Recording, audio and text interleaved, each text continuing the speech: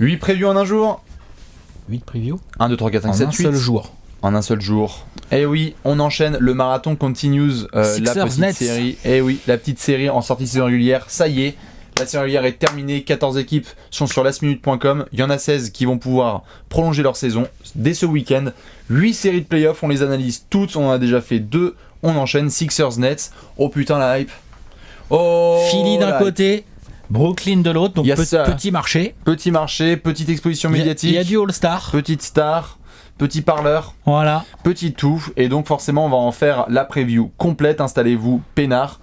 Le menu reste le même pour ceux qui ont vu un petit peu les vidéos précédentes. On démarre tout de suite avec la tendance, donc des deux côtés. Tendance, dynamique, dans quel état d'esprit t'arrives, tout ça. Comment t'as fait ta saison? Quelles sont tes certitudes? Quelles sont tes certitudes et tes petits doutes? Ensuite on enchaîne sur le tactico-technique Tout à fait. de Dédé Deschamps, où là on va prendre un aspect et on va se dire allez let's go, on y va, on va voir si ça peut être déterminant pour décider de l'issue de cette série. Après on va partir sur un joueur, on va zoomer un petit peu. Toi je te surveille, toi t'as intérêt à faire une bonne série parce que si tu l'as fait pro, Je te ziote. si tu l'as fait pro, crois-moi, Je te ziote. on va te taper Et à la dessus. fin, on sort les bouboules de cristal. Tout à fait, on les pose sur la table Tac. et on doit envoyer un pronostic magnifique. On est bon? Allez. Allez, Brooklyn, Philly. Les fans, calmez-vous, on sait que vous êtes des milliards, hein, les nouveaux fans des Nets et ceux de Philly aussi d'avant-hier. Non, et c'est que des fans de longue date. Oui, je sais. Hmm. C'était un petit tacle glissé. L'arbitre dit ça joue. Ouais. Du coup, on est sur les tendances. Côté Brooklyn, la tendance forcément positive, tu es en play-off. Les Nets sont en Et play-off. tu as bien joué. Et t'as bien joué. T'as proposé du jeu sympa toute la Bien saison. sûr. Non, c'est T'as cool. développé tes jeunes. T'as ton coach. On sent que ce coach est en train de réussir avec un groupe. Tout à fait. Je veux dire, D'Angelo Russell, c'est même plus une progression à ce niveau-là. Le mec est devenu All-Star. Jarrett Allen a progressé. Ah, attends. Ronda Eolis a fait son taf. Caris LeVert a fait un gros début de saison. aussi. Jared Dudley. Il s'est fait la cheville, mais il est bien revenu. sûr. Jared Dudley, génial. Tous les Joe vétérans Harris. qui aident. Joe Harris, évidemment. 3-point contest. Tu vois, Bien démarrer Carroll. Enfin, Ah non, mais le collectif des Nets a été génial cette saison. Ils en ont Cool. vraiment profité pour devenir une des dingues. C'est une des plus belles stories de la NBA. bien au-dessus des attentes, Bien clairement. sûr, on était là genre waouh, Sacramento, Brooklyn, ces équipes qui font plaisir, les Clippers. Brooklyn est en playoff et donc ça c'est quand même une grosse nouvelle. Tu as bien terminé le push de fin de saison, tu devais t'assurer. Ouais, il y a eu t'avais un calendrier compliqué, Oui. puis t'as fait le taf. Et puis à un moment on s'est dit genre oh non putain pitié pas la place du con pour les Nets. Et puis finalement t'as gagné à Indiana, t'as fait le boulot, t'as sécurisé le bag comme on dit. Donc les Nets, la dynamique est bonne, tu le sais, tout va bien quoi. Il y a pas un élément clairement négatif là sur ces derniers jours. Non. Je veux Quelque dire, part, ta saison est déjà un peu gagnée. bien sûr, mais même pour la dernière de Dwayne Wade, tu l'exploses. C'est bien ça aussi. Cool. Pour ton dernier match à domicile, il y a LeBron, il y a Chris Paul, il y a Melo, et toi t'es là genre mais non les gars, Non, s'en les bat gars, on va le couilles, gagner, Shabazz en fait. Napier gagne. Ouais. Bien sûr. Donc les Nets, tout va bien. Côté Philly, c'est bien aussi évidemment. Il y a eu oui. des matchs très intéressants. La saison en elle-même hyper mouvementée parce que tu démarres. La phrase va sembler un peu bizarre à certains, mais tu démarres la saison avec Robert Covington et Dario Saric quand même. Mais bien sûr. Genre. La première fois que tu Et joues Markel Brooklyn, Fultz. il y a Dario Saric, il y a Markel Fultz et il y a Robert Covington. Les temps ont changé. T'as fait venir Jimmy Butler et ensuite Tobias Harris, Ouais. Mike Scott et Boban T'as Marjanovic. lâché Landry Shamet, t'as récupéré Boban, tu nous as signé James Ennis. Enfin, c'est clair, l'effectif de Philly a beaucoup changé cette saison. Mais t'as fait quand même le boulot. C'est-à-dire que tu es quand même podium de T'es l'Est. troisième. C'est ça, avec une très grosse saison de Ben Simmons, hein, dont on ne parle pas assez, je considère, vu le taf qu'il a fait Bien cette sûr. saison à Philly. Je suis d'accord. Une saison rookie absolument exceptionnelle. Ouais. Joel Embiid qui a pris son step, comme tu le disais. Dans Philly, c'est très très bien. Et puis, des matchs qu'on a vus avec cette espèce de quintette absolument fou. Hein, Le 5 majeur. Non, mais le premier 5 majeur de l'histoire avec 5 joueurs à 17 points minimum de moyenne, Ouais, je crois. ouais, C'est quand même une dinguerie, ça. Ouais, c'est une dinguerie ça. Quand même. Des armes dans tous les sens. Et il y a tout, voilà exactement. C'est-à-dire, Ben Simmons, c'est un meneur de 2m08, 110 kg, qui voit le jeu de ouf, qui prend des rebonds, qui va vite et tout. JJ Redick, c'est quand même un magnifique shooter. C'est un sniper. Jimmy et Butler. qui défend, Redick. Jimmy Butler, quand on va lui filer les missions défensives et tout, vous inquiétez pas, il va être là. Tobias Harris, Et c'est qui un a été ailier clutch, fort, hein, parce qui que- sait un peu tout faire. Tout à fait, mais Butler qui a fait le boulot aussi dans le Et Money Time. clutch et quand tout, il a bien fallu, sûr, il s'est attaqué. Hein. Ouais. Tobias Harris, c'est un peu tout faire et plutôt bien. Tout à fait. Ça shoot, ça se bat et tout machin. Et qui accepte parfois de se mettre en retrait En pour plus, le collectif. voilà, c'est ça, il est intelligent. C'est un 5, et il puis ne lancera. Joel Embiid au pivot, quoi. Puis je joue Embiid, quoi. Process. Genre en mode domination, quoi. Saison de domination vraiment insupportable, indéfendable, il l'a dit lui-même. Genre, bon, après, ça c'est un débat. Je suis le joueur le plus indéfendable de la ligue. Peut-être pas. Ça, après, c'est chacun son avis. On sait ce qu'ils en pensent à Philly. Mais en tout cas, les deux côtés du terrain, quelle saison de Embiid. Parce qu'en défense aussi, Pépère, il a fait le boulot. Grave. Mais les mecs que j'ai cités là, Ben Simmons, il est pas du genre à glander en défense, attention. Ce 5 peut attaquer et défendre, c'est très très violent. Ça c'est sûr. Donc on n'est pas tout à fait sur deux équipes pareilles, puisque on a vraiment une équipe qui peut se reposer sur le talent pur de son 5 majeur. Évidemment c'est une production collective, mais qui peut se reposer sur des grosses performances de certains gars. Ils peuvent avoir un petit trou noir, je veux dire, même un soir d'Embiid. Bon, tu peux avoir, ça peut gérer. Tout à fait. Alors que Brooklyn, quand D'Angelo Russell va pas être dedans, ça va être compliqué l'affaire. C'est le cumul des efforts qui rend cette fourmilière celle qu'elle est cette saison, quoi. Donc les tendances sont celles-ci. En saison régulière, on a dit qu'il y a eu 2-2. Il y a eu 2-2. Ouais. À prendre avec des pincettes, évidemment, puisqu'il y a eu beaucoup de mouvements dans les effectifs. Surtout dans celui des Sixers. Tout à fait. Donc bon, c'est bien. Il y a eu un match. Ça veut pas dire grand-chose. Tout à fait. Sur cette série-là, je pense pas qu'on puisse retirer grand-chose des confrontations de régulière. Ouais, il y a un match épique, je crois, à Brooklyn avec Jimmy Butler qui met le shoot de la gagne. Ouais, il y a un comeback. Un gros comeback contre Brooklyn avec effectivement Butler. À la gagne. Il y a les Nets qui ont été aussi capables de gagner, donc 2-2. Après, vous prenez ça comme vous voulez. On passe sur la session suivante. Tactico-technique. Donc là, allez-y, #expert, dites-nous. Comme nous, on a réfléchi pas mal sur cette preview. Ah là là, mais Alex, c'est quoi le truc que tu vas regarder en sûr et certain sur cette série? Tu fais, oh putain, première à dernière minute, ça je le surveille. Je vais regarder la capacité des Sixers à se comporter en patron. C'est-à-dire, on va pas se mentir, ils sont quand même vachement favoris de cette série. Je vais regarder leur capacité à débarquer en mode rouleau compresseur, avec du Embiid unstoppable dessous, un Butler qui commence un peu sa saison sérieusement, Tobias Harris qui, comme on le disait, fait tout ce qu'il faut quand il faut, où il faut, au bon moment et tout ça, Redick qui rentre ses tirs, et Ben Simmons qui s'occupe comme il faut de D'Angelo Russell, tu vois, en mode genre... J'arrive. Tu vois, genre en mode genre. Bien sûr. Non. Brooklyn, c'était cool, c'était sympa votre saison, on s'est bien marré. Ils peuvent faire les darons. Mais genre, genre ils sont peut-être jeunes, mais en fait ils peuvent faire les darons en fait. Non, je veux dire les Sixers peuvent faire les darons, genre les Sixers, ils sont pas vieux, Enfin, les deux stars, Ben Simmons et Embiid. Après, c'est vrai qu'il y a des mecs d'expérience autour. Mais voilà, en mode genre non. Et donc ça se joue dans les deux premiers matchs. Et dans chaque entame de match, en fait, j'attends des Sixers genre en mode genre, vous savez quoi? Tiens, les 4-5 premières possessions, on va nourrir Embiid au poste. Vas-y, démerde-toi, j'arrête Allen là. Vas-y, je t'en prie là. S'ils viennent doubler, Tobias Harris et Butler, faut rentrer les trois. Et si ça commence comme ça, tu sais, avec Atkinson qui double Embiid et Embiid, il va leur sortir la balle. Et là, si Butler et Tobias Harris rentrent les trois, attention.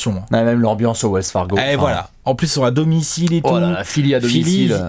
Philly, là. Tu te balades dans les rues à Philly, là, les mecs se voient en finale NBA, là. Mais il y en a qui dorment déjà devant le stade. Tu vois, c'est ça. Bien sûr. Donc, non. La capacité des Sixers à se comporter en patron, à l'assumer sur le terrain, peut être tout à fait déterminante dans cette série. Magnifique. Et bien, moi, je vais partir sur le duel des coachs.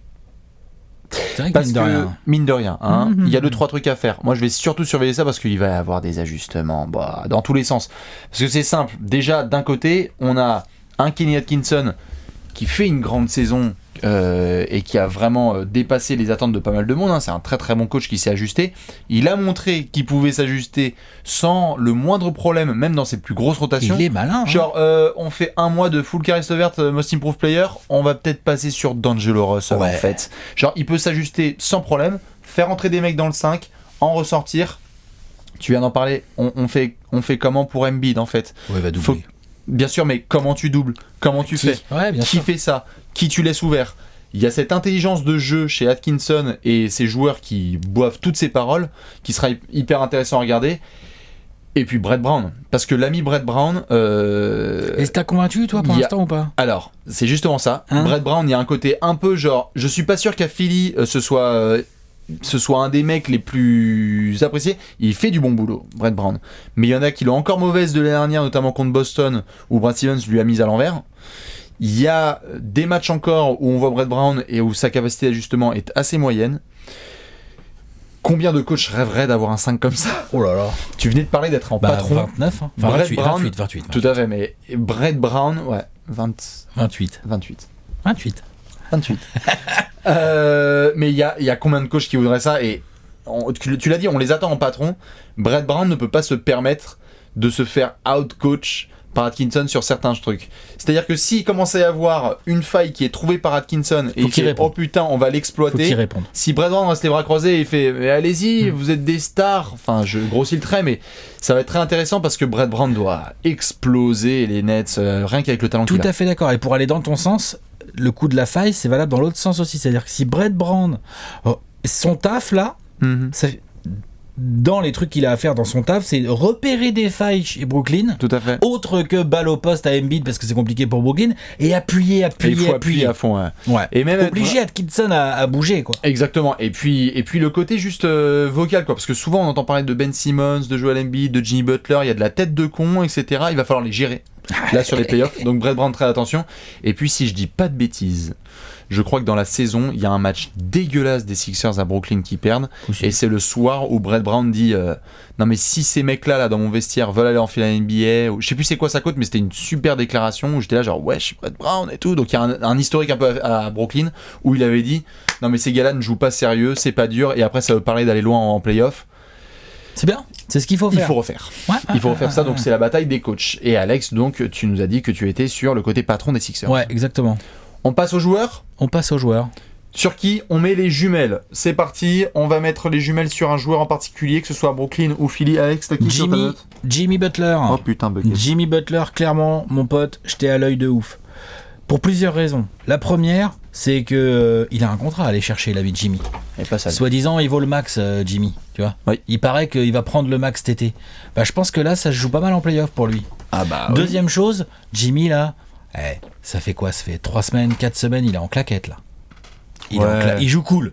J'exagère, je suis méchant, mais il joue cool. Non, en tout cas, il appuie sur on-off, clairement. Tu vois, genre, je peux comprendre. Hein, bien sûr. Genre, mais on a connu un Butler bien plus chien galeux que ça, bien plus agressif que ça, qui est capable de beaucoup plus peser, notamment quand il est arrivé à ses débuts à Philly, c'était autre chose. Alors, évidemment, il a dû se réajuster, Tobias Harris et tout. Mais pour une équipe comme les Nets, et même pour d'autres équipes plus tard, pas Toronto au hasard ou des choses comme ça, il peut être infernal. Parce que s'il y a un extérieur, par exemple, si D'Angelo Russell commence à prendre un peu feu, puis que Ben Simmons commence à être saoulé, puis que D'Angelo Russell sur tous les switches il leur met la misère, vas-y, mets-moi Jimmy Butler sur D'Angelo Russell.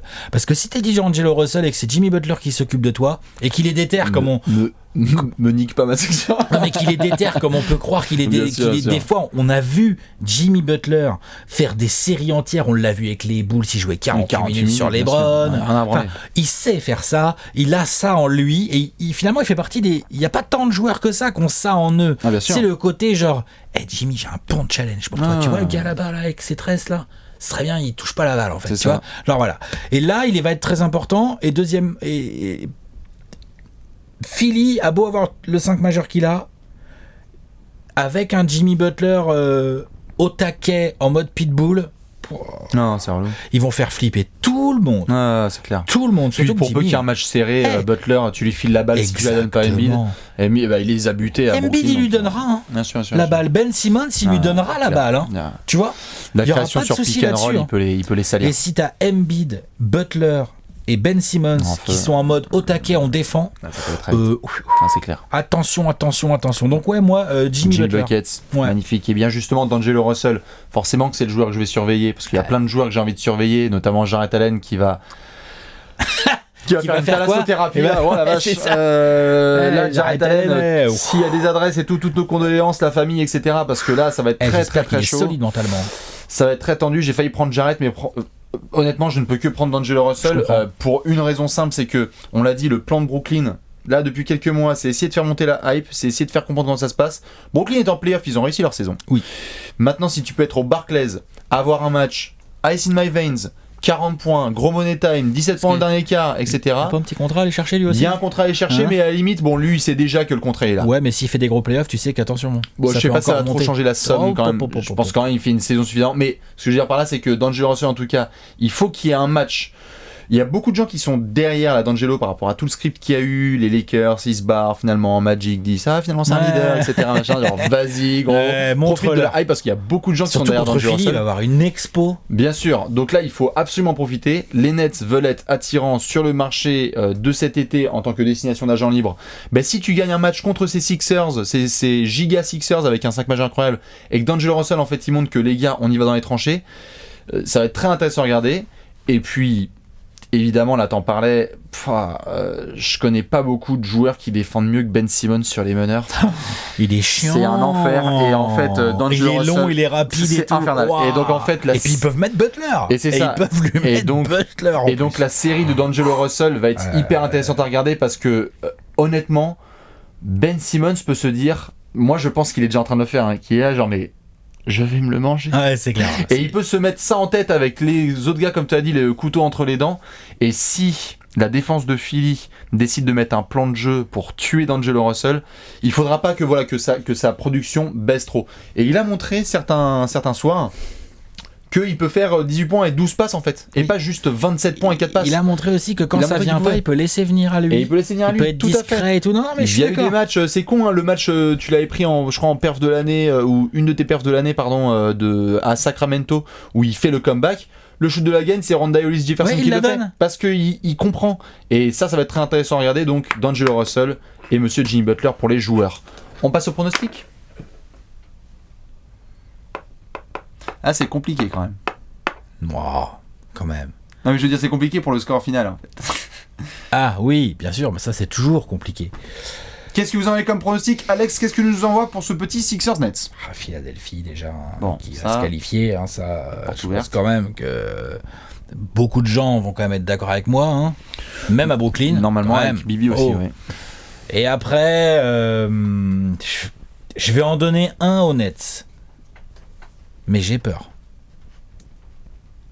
Je vais en donner un. 4-1 quoi. Je vais en donner un aux Nets. Ouais. Et j'espère que je vais pouvoir revêtir mon hoodie des Nets avec fierté à l'automne prochain. Donc ce sera juste un jour. 4-1. Tu pourras porter ton hoodie pendant 2 jours. Ouais. 4-1. Ouais, 4-1. 4-1 Sixers. Ils sont vraiment plus forts quand même, je trouve. Même si Brooklyn joue très bien, ils ont tellement d'armes. Ils peuvent, je veux dire, on n'a pas beaucoup parlé de Tobias Harris. Tobias Harris peut ratisser les Nets. Hein. Attention, hein. Le soir où Embiid fait trop de fautes ou Butler ça rentre pas, ça se trouve c'est Tobias Harris qui va mettre 32 points en fait. Hein. Attention, hein. J'aime bien Rondae, j'aime bien Desmarais Carroll, mais si Tobias Harris il commence à prendre un peu feu, bah voilà, il prend feu puis c'est tout. Je suis d'accord. 4-1 pour Alex. Ouais, enfin 4-1 pour Sixers. Tout à fait, pour les Sixers. Allez, moi je suis d'humeur généreuse aujourd'hui. Quoi, le 4-2. 4-2 pour les Sixers. Ah ouais. Ok. Avec un poil de conviction, mais surtout envie en fait. Et pas forcément du côté de Brooklyn. J'aimerais bien qu'en fait il y ait 4-2 pour voir comment Philly réagit après 2 défaites. C'est une équipe qu'on attend sur tout le long des playoffs.